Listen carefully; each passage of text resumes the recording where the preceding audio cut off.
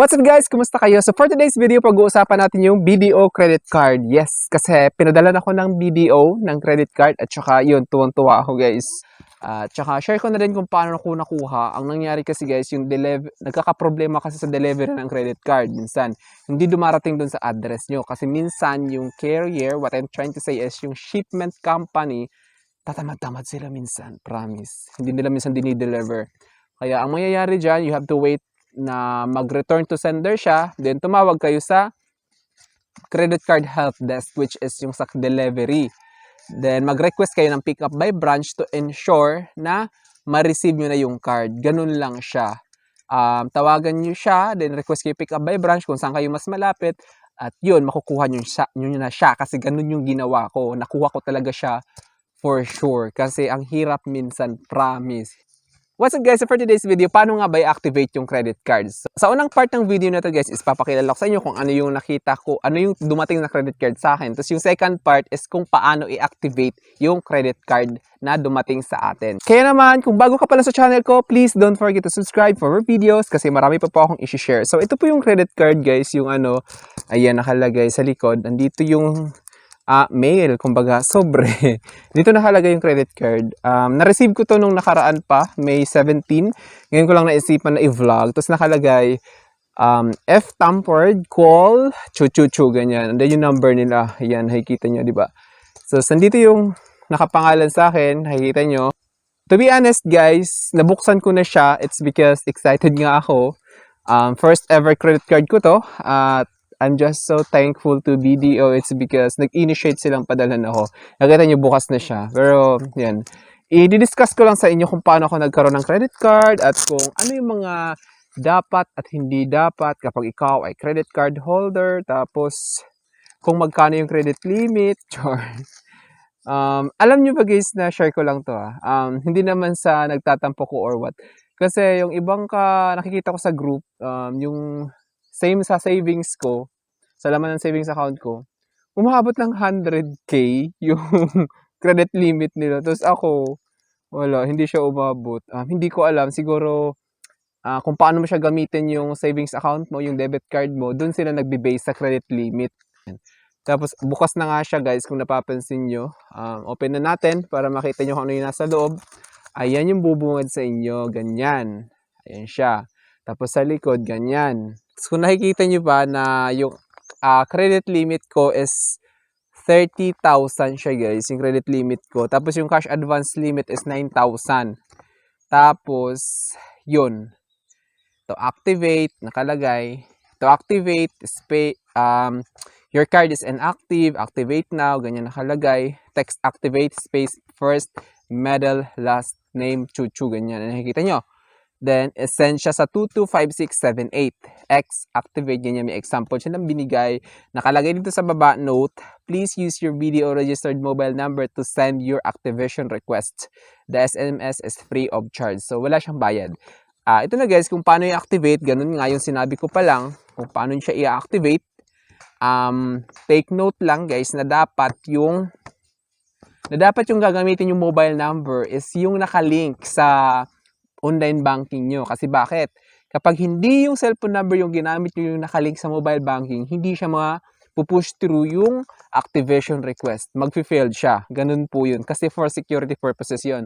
Ngayon, kung hindi nyo siya alam paano i-activate, halimbawa, hindi kayo nakakonect, hindi na-activated yung cellphone number nyo, ang best thing na gawin nyo is to contact BDO Contact Center. Ito siya. Ayan, nakikita nyo. 86318000. Yan. Tapos, punta kayo, wag pa-link kayo sa credit card department, then ipa-update nyo yung contact number nyo.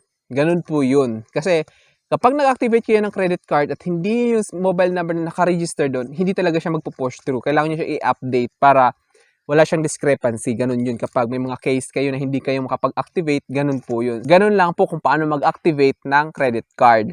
Tapos nandito siya nakalagay your best retail shopping card. Kasi itong shop more kasi is from the word itself, shop more. So more on shopping siya, dining, tapos yun. Marami siyang advantages. Kasi nakalagay dito, free membership, fee on the first year. So yung first year niya is naka-waive, wala kang babayaran. On the 13th month, doon na magdededuct ng annual fee. Ngayon, you have the chance or you have choices if gusto nyo siyang 1 year, yearly i-deduct or monthly. Kung gusto nyo na yearly, itatawag nyo siya sa customer service para i-convert siya na into yearly para isang bagsakan na lang. Tapos kung gusto nyo naman na 1 month, monthly rather, yun. Maganda rin kasi, for me, maganda yung monthly kapag, para hindi siya mabigat sa bulsa. Alam mo yun, kasi kapag annual siya, medyo mabigat kasi 1/8 lahat. Kasi 150 pesos po siya per month yung membership fee ng BDO. At nakadepende ho yun sa card na meron kayo. Halimbawa yung American Express, tapos yung mga Gold, ganyan, Visa Gold, Gold Mastercard, yung mga Titanium card, Platinum card, nasa 4,000 plus po yung mga annual fee niyan. Tulad na ito, mga nasa mababang level lang. Etong si BDO Shopmore, hindi naman sa mababang level. So, nasa lang siya, in the middle, sakto lang. Nasa 1/8 po yung monthly niya. Tapos may 2/5 din. Marami kasing klase yung credit card, yung BDO. Yung matataas lang is yung nabanggit ko, yun yung Gold Mastercard, Visa Gold, yung Titanium Platinum, at saka yung American Express. So, yun. Then, nakikita nyo kapag ka-receive nyo, yun nga, makikita nyo, ayan, dito makikita yung card nakadikit. Tapos, sa baba, yung details, card number, tsaka credit card limit, yung cash advance limit, yung statement date. Statement date, yun. Makikita nyo, every 18th of the month, then after 25 days, yun yung after statement date, yun yung due date ko. Ngayon, kapag naka-generate niyo yung statement of account nyo, bibilang kayo ngayon ng 25 days para sa due date. Ano nga ba yung sinasabing due date, guys? Kapag hindi nyo nabayaran yung pagkakautang nyo within that month, within that statement, magkakaroon kayo ng mga charges, late payment fees, penalty charge, yung finance charge, marami. Kaya naman, magandang gawin is to pay it on time. Kapag kadating ng SOA nyo, much better to pay it as early as you can. Kasi mahirap na rin kahit may pambayad at nakalimutan nyo, yun lang yung problema doon. Kaya naman, kung may pera na kayo, bayaran nyo na siya agad. Then, sa Shopmore kasi nakalagay dito, earn peso points anywhere, get 2 times peso points from your everyday, everywhere spend. So, maganda kasi times 2 yung peso points niya, which is makikita nyo sa online banking. And then, meron din dito, buy now, pay later. So, enjoy extended payments terms at 0% interest and over 20,000 in store or online partners nationwide. So, maganda siya sa mga buy now, pay later, itong credit card na ito. Kasi nga, from the word itself, Shopmore, may mga benefits din talaga siya. Tapos, yun. At saka, iingatan nyo lang talaga, guys, yung card details niya. Yung card number, CVV, yung card verification value. Kasi, yun yung importante. Tapos, yung expiry date, huwag nyo i-disclose kahit kanil. Tsaka yung sa likod nga, yung sinasabi ko. Tapos, ayan, for nakalagay dito, for your protection, please immediately sign at the back of your card. So, hindi ko naman siya sinign kasi parang okay lang naman. At kapag nag-bayad kayo nagamit yung credit card, guys, hinahanapan kayo ng ID, hindi ko alam. Which is, I guess, for security purposes din naman. Nung nagbayad ako, na-try ko na siya magbayad, hiningan ako ng ID, then pakita ko lang.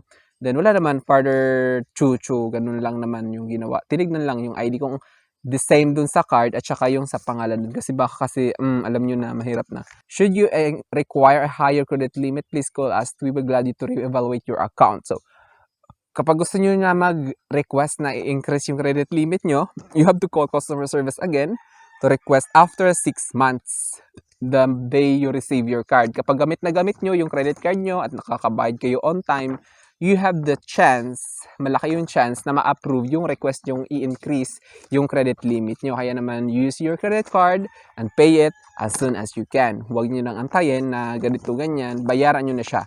Then, nakalagay dito, download these apps to enjoy hassle-free transactions. So, bank your way, view and manage your all BDO accounts and cards so whenever, wherever. So, BDO online yun.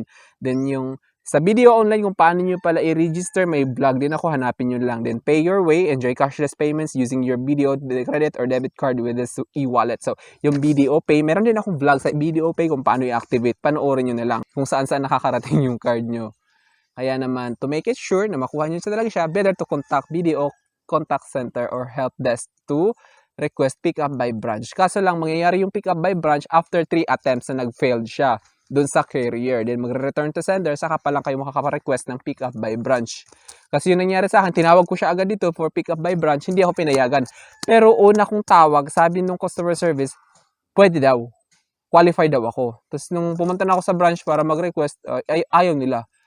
Tapos yun, tinawag ko, ganun nga ano yung nangyari, kailangan daw muna matapos yung 3 attempts. So, nagkaroon lang yata ng hindi tugma dun sa customer service na kasi una, sinabi muna na pwede ko na pick up by branch. Hindi naman. So, yun lang. Thank you so much for watching, guys. So, it's me again, Joseph Kate. Don't forget to subscribe for more videos. Bye!